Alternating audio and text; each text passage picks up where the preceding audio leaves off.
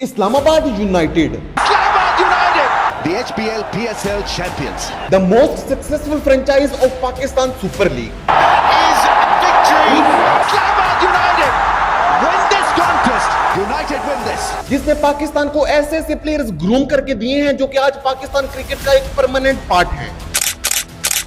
मिसबाह उल हक के cool era से लेकर शादाब खान के एग्रेसिव एरा तक, आखिर क्या रही है इस्लामाबाद यूनाइटेड की कहानी, आइए जानते हैं आज की इस वीडियो में।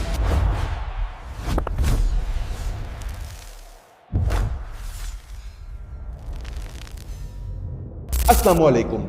जैसा कि मैंने अपनी पिछली वीडियो में आपसे कहा था कि मैं पीएसएल के टॉपिक पर एक स्पेशल सीरीज स्टार्ट कर रहा हूं, जिसमें मैं आपके लिए पीएसएल के रिलेटेड ऐसा फैसिनेटिंग कंटेंट लाऊंगा जो कि आप लोग देखना तो चाहते हैं, लेकिन अनफॉर्चुनेटली पाकिस्तान में पीएसएल के टॉपिक पर ऐसा कंटेंट कोई बना ही नहीं रहा। इस सीरीज की 2 वीडियोस ऑलरेडी मैं अपने चैनल पर अपलोड कर चुका हूं, जो कि आप मेरे चैनल पेज पर जाकर चेकआउट कर सकते हैं। और अब आइए चलते हैं वापस अपने टॉपिक की तरफ और जानते हैं कि आखिर इस्लामाबाद यूनाइटेड की कहानी 2016 से लेकर 2025 तक रही क्या है।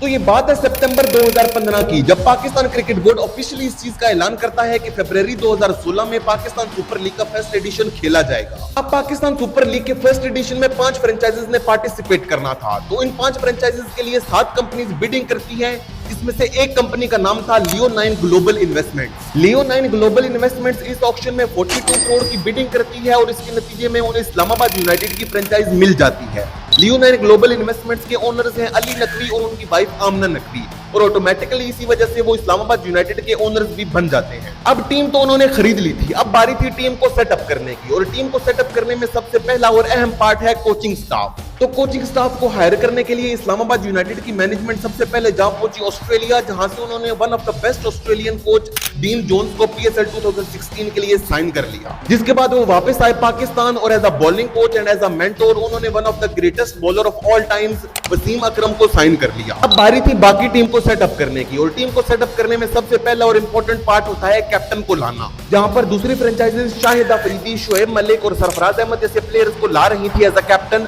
जो कि उस वक्त पाकिस्तान के लिए टी20 इंटरनेशनल खेल भी रहे थे। लेकिन यहां पर भी इस्लामाबाद यूनाइटेड ने एक स्मार्ट मूव किया और एक ऐसे प्लेयर को अपना कैप्टन अपॉइंट किया जिसका पाकिस्तान की टी20 इंटरनेशनल हिस्ट्री में रिकॉर्ड कुछ अच्छा नहीं रहा था। जी हां, मिसबाह उल हक। और मिसबाह उल हक का रिकॉर्ड क्यों अच्छा नहीं रहा, वो आपको 2007 का टी20 वर्ल्ड कप फाइनल तो याद ही होगा। खैर, इसके बावजूद भी इस्लामाबाद यूनाइटेड ने मिसबाह उल हक को अपना कैप्टन अपॉइंट कर दिया था। अब बारी थी बाकी टीम को सेटअप करने की, और किसी भी फ्रेंचाइज का सबसे मेन पार्ट होते हैं उसके फॉरेन प्लेयर्स, जहां पर दूसरी फ्रेंचाइजीज क्रिस गेल और केविन पीटरसन जैसे बड़े फॉरेन प्लेयर्स के पीछे भाग रही थी, वहीं पर इस्लामाबाद यूनाइटेड ने अपना एक ही फंडा रखा कि बड़े प्लेयर्स के पीछे नहीं बल्कि इंपैक्टफुल प्लेयर्स के पीछे भागना है। पाकिस्तान सुपर लीग 2016 के लिए इस्लामाबाद यूनाइटेड पहले जा पहुंची ऑस्ट्रेलिया, और वहां से उन्होंने शेन वॉटसन और ब्रैड हैडन को साइन कर लिया। जिसके बाद वो गए वेस्ट इंडीज और वहां से उन्होंने सैमुअल बदरी और आंद्रे रसल को भी इस्लामाबाद यूनाइटेड के लिए पीएसएल 2016 का एडिशन खेलने पर राजी कर लिया। अब टीम का कोचिंग स्टाफ, कैप्टन और फॉरेन प्लेयर्स तो फाइनलाइज कर दिए गए थे, लेकिन अब बारी थी टीम के सबसे इंपॉर्टेंट पार्ट यानी कि टीम के कोर यानी कि पाकिस्तानी प्लेयर्स। तो इस्लामाबाद यूनाइटेड ने पाकिस्तानी प्लेयर्स में भी बड़े नामों के पीछे जाने की बजाय इंपैक्टफुल नामों के पीछे जाना बेहतर समझा, जहां पर उन्होंने शर्जील खान और खालिद लतीफ जैसे डिस्ट्रक्टिव ओपनर्स को अपनी टीम का हिस्सा बनाया। वहीं पर उन्होंने हुसैन तल्लत और बाबर आजम जैसे यंग प्लेयर्स को भी अपनी टीम का पार्ट बनाया। बाबर आजम, जी हां, बाबर आजम ने पीएसएल 2016 में अपना डेब्यू इस्लामाबाद यूनाइटेड के लिए किया था, और उसके बाद वो कराची किंग्स में चले गए थे। और सेम एज भी बॉलिंग में भी इस्लामाबाद यूनाइटेड ने किया था, जहां पर उनके पास मोहम्मद समी और मोहम्मद इरफान की शक्ल में एक्सपीरियंस बॉलर्स थे। वहीं पर उन्होंने सैमुअल बदरी और उस्मान खालिद की शक्ल में अच्छे स्पिनर्स को भी अपनी टीम में इंक्लूड किया था। अब इस्लामाबाद यूनाइटेड तैयार थी पीएसएल 2016 को खेलने के लिए, जहां पर उनके पास बड़े नाम नहीं बल्कि इंपैक्टफुल नाम थे, और इन इंपैक्टफुल प्लेयर्स की शानदार परफॉर्मेंसेस की वजह से इस्लामाबाद यूनाइटेड पीएसएल 2016 के अपनी आखिरी 5 मैचेस जीतती है और फाइनल के लिए क्वालिफाई करती है, और फाइनल में कोयटा ग्लैडिएटर्स को शिकस्त देकर पहली दफा पीएसएल का टाइटल उठा लेती है।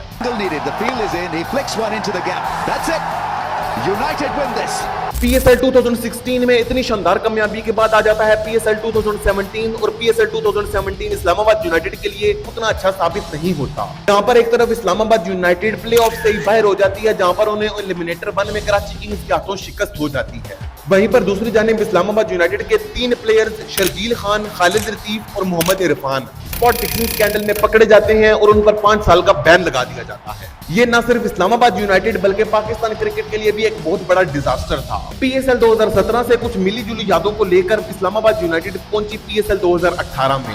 अब पीएसएल 2018 के लिए इस्लामाबाद यूनाइटेड को अपनी टीम में बहुत सारे चेंजेस करना पड़े, क्योंकि शर्जील खान और खालिद लतीफ जो कि उनके परमानेंट ओपनर्स थे वो तो अब बाहर हो चुके थे, इसलिए अब इस्लामाबाद यूनाइटेड को न्यू ओपनर्स को भी डिसाइड करना था। अब इस्लामाबाद यूनाइटेड ने इन सब की रिप्लेसमेंट ढूंढी और क्या बेहतरीन रिप्लेसमेंट ढूंढी कि इस्लामाबाद यूनाइटेड पीएसएल 2018 का टाइटल जीत गया। अब फॉरेन प्लेयर्स में इस्लामाबाद यूनाइटेड ने Alex Hales, JP Duminy, Chadwick Walton और ल्यूक रॉन्की को साइन किया था। जी हाँ, वही ल्यूक रॉन्की जिन्होंने पीएसएल 2018 में तबाही मचा दी थी। अब इस्लामाबाद यूनाइटेड ने अपनी टीम को एक दफा फिर से इकट्ठा कर दिया था, जहां पर उनके पास अच्छे फॉरेन प्लेयर्स भी मौजूद थे, पाकिस्तानी कोर भी मौजूद था और मिसबाह उल हक की शक्ल में एक अच्छा कैप्टन तो मौजूद था ही। इन सब चीजों के बलबूते पर इस्लामाबाद यूनाइटेड ने पीएसएल 2018 को बहुत अच्छे तरीके से डोमिनेट किया और फाइनल के लिए क्वालिफाई कर लिया, जहां पर फाइनल में उनका मुकाबला पेशावर ज़ल्मी से था और वो मुकाबला कैसा हुआ था वो तो आपको याद ही होगा। पहले ल्यूक रॉन्की की शानदार 50 और उसके बाद एंड में आसिफ अली के वो 3 छक्के जिन्होंने इस्लामाबाद यूनाइटेड को वो पीएसएल टाइटल जितवाने में एक अहम किरदार अदा किया था।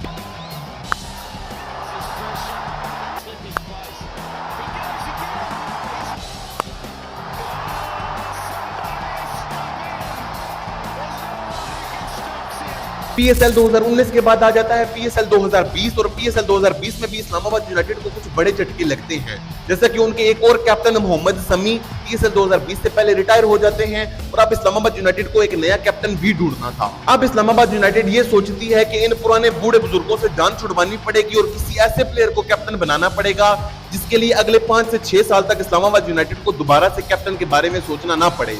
इसी वजह से इस्लामाबाद यूनाइटेड की मैनेजमेंट की नजर जाती है शादाब खान की तरफ, जिन्हें साल 2020 में इस्लामाबाद यूनाइटेड का कैप्टन अपॉइंट किया जाता है। पीएसएल 2020 इस्लामाबाद यूनाइटेड के लिए कुछ अच्छा साबित नहीं होता, जहां पर पीएसएल की हिस्ट्री में पहली दफा इस्लामाबाद यूनाइटेड पॉइंट्स टेबल के बॉटम पर फिनिश करती है और प्लेऑफ्स के लिए क्वालिफाई नहीं कर पाती। पीएसएल 2020 में इतनी बड़ी नाकामी के बाद अब शादाब खान और इस्लामाबाद यूनाइटेड ने ये डिसाइड किया था कि अब हम घुट कर क्रिकेट नहीं खेलेंगे, बल्कि हम अब खुले दिल के साथ एग्रेसिव क्रिकेट खेलेंगे, चाहे किसी प्लेयर की एवरेज 20 या 25 की हो, लेकिन उसका स्ट्राइक रेट 150 से ऊपर होना चाहिए। इसी वजह से इस्लामाबाद यूनाइटेड ने पीएसएल 2021 को शानदार तरीके से डोमिनेट तो किया था, लेकिन प्लेऑफ्स में पहले उन्हें मुल्तान सुल्तान के हाथों शिकस्त हुई और फिर पेशावर ज़ल्मी के हाथों शिकस्त खाकर इस्लामाबाद यूनाइटेड प्लेऑफ से ही बाहर हो गई। पीएसएल 2022 और पीएसएल 2023 में भी कुछ मिली जुली हालत ही रही और इस्लामाबाद यूनाइटेड को अब टाइटल जीते हुए 5 साल गुजर चुके थे और अब इस्लामाबाद यूनाइटेड के फैंस और इस्लामाबाद यूनाइटेड के मैनेजमेंट को शादाब खान से बहुत ज्यादा उम्मीदें थी कि वो इस्लामाबाद को एक टाइटल तो जितवाएंगे ही। फिर आया पीएसएल 2024 और पीएसएल 2024 के लिए कुछ नए प्लेयर्स को टीम में शामिल किया गया, जैसा कि नसीम शाह को कोयटा ग्लैडिएटर्स से ले लिया गया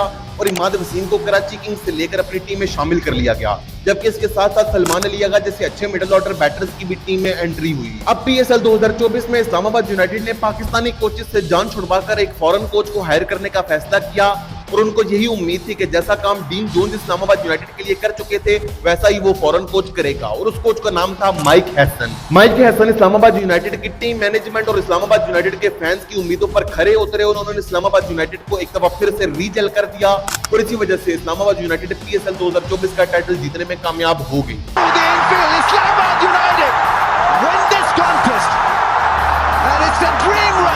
तो ये तो कहानी थी इस्लामाबाद यूनाइटेड की पीएसएल 2016 से लेकर पीएसएल 2024 तक। अब आइए जानते हैं कि आखिर इस्लामाबाद यूनाइटेड ने पीएसएल में से कौन कौन सा ऐसा टैलेंट पाकिस्तानी टीम को प्रोवाइड किया है जो कि आज पाकिस्तानी टीम का एक परमानेंट पार्ट बन चुका है। तो इस लिस्ट में सबसे पहले फीचर करते हैं शादाब खान। शादाब खान ने पीएसएल 2017 में इस्लामाबाद यूनाइटेड के लिए अपना डेब्यू किया था और अपने डेब्यू सीजन में ही शादाब खान ने इस्लामाबाद के लिए शानदार परफॉर्मेंस दी थी और इसी बिना पर उन्हें चैंपियंस ट्रॉफी 2017 के लिए पाकिस्तानी टीम का पार्ट भी बना लिया गया था और उन्होंने चैंपियंस ट्रॉफी 2017 में इंग्लैंड जैसी कंडीशंस में जाकर शानदार बॉलिंग की थी और पाकिस्तान को चैंपियन बनवाने में एक अहम किरदार अदा किया था। इसके बाद इस्लामाबाद यूनाइटेड की दूसरी सबसे बड़ी फाइंड है फहीम अशरफ।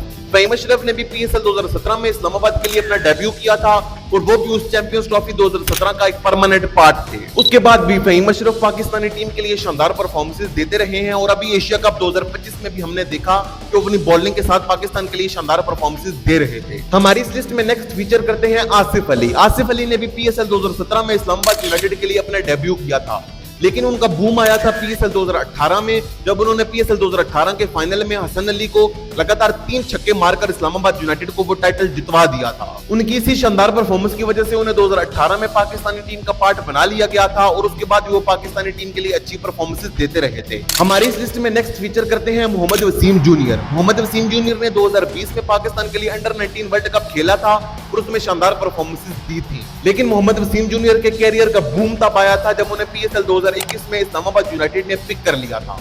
उस पूरे सीजन में मोहम्मद वसीम जूनियर ने इस्लामाबाद के लिए शानदार परफॉर्मेंस दी थी और इसी वजह से 2021 में ही उन्हें पाकिस्तानी टीम के लिए सिलेक्ट भी कर लिया गया था। जिसके बाद हमारी इस लिस्ट में नेक्स्ट फीचर करते हैं हुसैन तलत। हुसैन तलत ने पीएसएल 2016 में इस्लामाबाद यूनाइटेड के लिए अपना डेब्यू किया था, लेकिन उनका बूम भी आसिफ अली की तरह 2018 में आया था जब उन्होंने पीएसएल 2018 में शानदार परफॉर्मेंस दी थी। उनकी पीएसएल में इसी शानदार परफॉर्मेंस को देखते हुए पाकिस्तानी टीम में भी उनका सिलेक्शन हो गया था जब पाकिस्तानी टीम ने 2019 के स्टार्ट में साउथ अफ्रीका का टूर किया था।